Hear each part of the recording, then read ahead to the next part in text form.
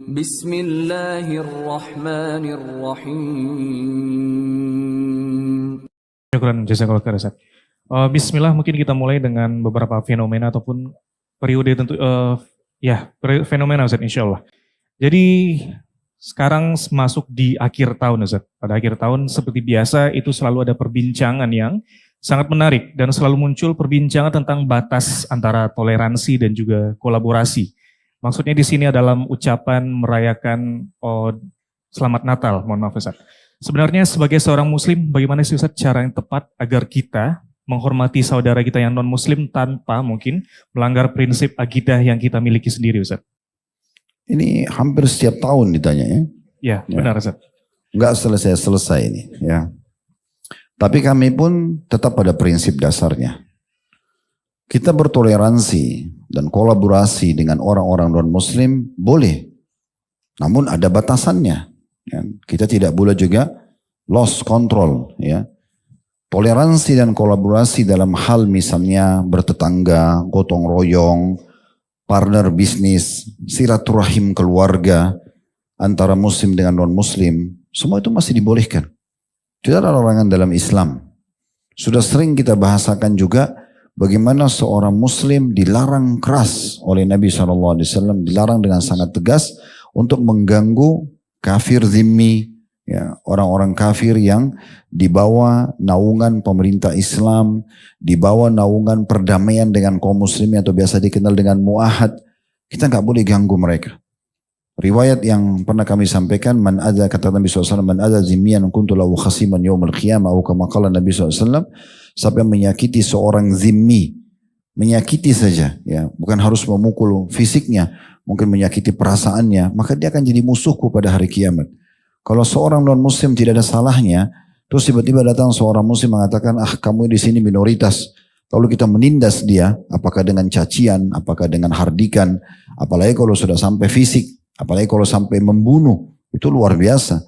Akan menjadi musuh Nabi Muhammad SAW pada hari kiamat. Padahal dia sendiri umat Muhammad SAW. Dalam hadis yang lain, dalam hadis Bukhari, siapa yang membunuh mu'ahad, orang kafir yang ada kesepakatan damai dengan kaum muslimin, tidak ada masalah, dia nggak buat masalah buat umat Islam, maka dia tidak akan mencium bau surga. Dan bau surga itu dapat tercium dari jarak 70 tahun. Dalam riwayat lain 40 tahun. Jadi kita bermuamalah, bertoleransi, kolaborasi dengan mereka, tidak ada larangan, tapi ada batasannya. Batasannya cuma satu, sering kita ingatkan, dalam masalah ibadah, ya, ritual nggak boleh. Kan Al-Kafirun turun jelaskan. Bismillahirrahmanirrahim, kul ya ayyuhal kafirun. Katakan, kita semua ini disuruh bicara dengan orang non-muslim. Wahai orang-orang non-muslim, wahai orang-orang kafir. Jelas Allah menyuruh kita bilang apa? La a'budu ma ta'budun. Saya tidak akan pernah sembah apa yang kamu sembah. Saya tidak akan pernah ikut-ikutan ritual-ritualmu. Nah, begitu memang bahasanya Allah. Suruh semua orang muslim sampaikan. Wala antum abiduna ma'bud. Kalian pun tidak usah ikut-ikutan ritual kami. Gak perlu datang ke masjid kami. Gak usah ucapin kepada kami selamat hari raya. Gak usah. Dalam ibadah gak usah. Tapi berteman, ya, saling bantu-membantu dalam hal umum, bukan ibadah, silahkan. Sangat terbuka. Lalu Allah suruh ulangi lagi. Wala ana abidum ma'abadtum. Diulangi 2 kali. Untuk apa diulangi 2 kali? Supaya kalau masih ada yang bilang, tapi Ustadz, wala ana abidum ma'abadtum. Allah suruh ulangi. Saya tidak akan ikut-ikutan apa yang kalian lakukan. Ritual, pakaian, penampilan, apalah semua yang berhubungan dengan itu. Pernak-perniknya, gitu kan. Saya tidak akan ikut-ikutan. Wala antum abidun ma'bud. Kalian juga tidak usah ikut-ikutan. Kami pakai baju koko, kami pakai ini, tidak usah ikut-ikutan. Ya, perempuan kalian pakai jilbab, tidak usah ikut-ikutan. Gitu kan. Lalu Allah bilang apa penutupannya tegas sekali. Lakum dinukum waliyadin. Kalian punya agama, kami punya agama. Masalah agama clear. Selesai. Tapi selain agama silahkan. Toleransi. Saya pernah ditanya di salah satu majelis, waktu itu di Kemang, di Jakarta Selatan. Ada majelis taklim ibu-ibu semuanya. Mereka bilang, Ustaz, waktu itu kebetulan di salah satu RW atau RT gitu di Jogja, terjadi gempa, lalu mayoritasnya non-muslim. Rusak semua rumah-rumah mereka. Sekolah-sekolah pemerintah banyak yang rusak, jalan-jalan rusak. Mereka bilang, Ustaz, bisa nggak kita bantu ini? Saya bilang bantu. Silakan bantu.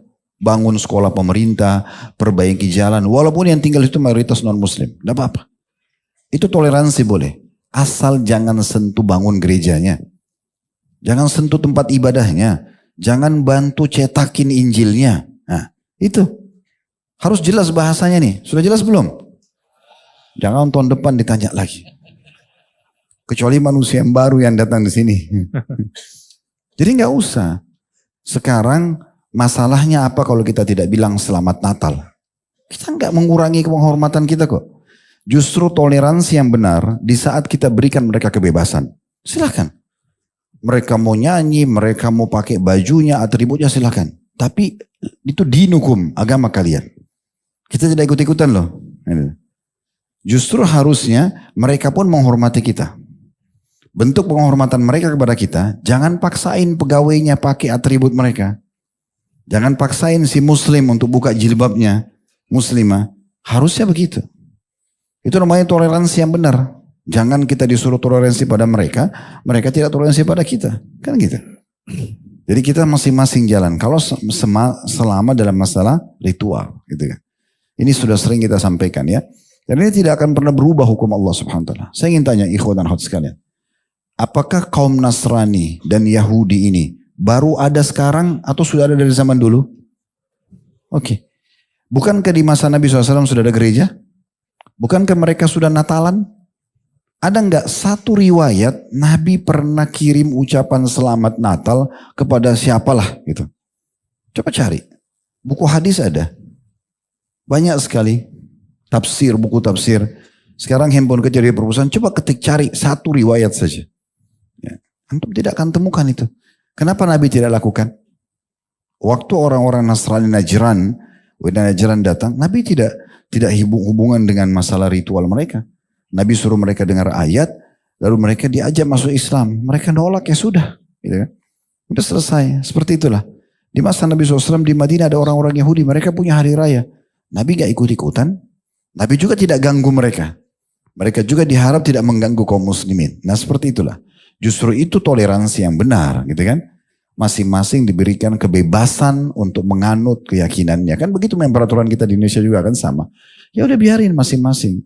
Jangan menunggangi toleransi, lalu memaksa kita untuk mengikuti mereka. Nggak bisa.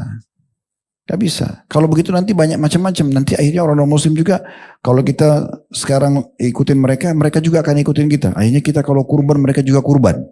Kita sholat id, mereka juga ikut sholat id. Nggak perlu. Lakum dinukum waliyadin. 2 kali Allah ulangi. Ini orang yang tetap bantah ini berarti membantah al-kafirun. Gimana caranya?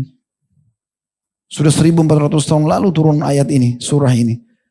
Bahkan subhanallah Allah mudahkan surah ini di juz 30 hampir semua kita hafal. Saya yakin satu masjid ini hafal kuliah al-kafirun. Walaupun kadang-kadang mungkin antum masih bingung sering ulang-ulangi. La abudu ma ta'budun wala antum. Apalagi kalau sholat malamnya ngantuk, akhirnya terulang-ulang terus gak selesai-selesai. Ya. Mungkin yang sering ulang-ulangi lupa ini mungkin yang masih banyak mau toleransi berlebihan gitu ya. Jadi dia terus wala ana abidu ma'abatum wala antum tidak selesai-selesai. 7 kali mungkin diulangi gitu. Jadi sudah selesai masalah begini. Dan jangan pernah merasa kalau dijawab di pengajian begini, oh ini garis keras. Ini nggak mau toleransi. Toleransi kita silahkan. Ada di antara keluarga kami, ada keluarga istri saya, kebetulan istri saya yang pertama mu'alaf, itu keluarganya orang non-muslim. Kita tidak pernah saling mengganggu, silakan menghormati. Mereka dengan ritualnya silakan, mereka tahu kita dengan ritual kita. Gak ada sesuatu yang mengganggu, tapi ketemu iya, ngobrol iya, memenuhi kebutuhan iya, sakit dijenguk iya, ada butuh bantuan secara dunia dibantu, gak ada masalah. Ya, tapi jangan masuk ke ranah ibadah. Udah gak bisa kalau ibadah.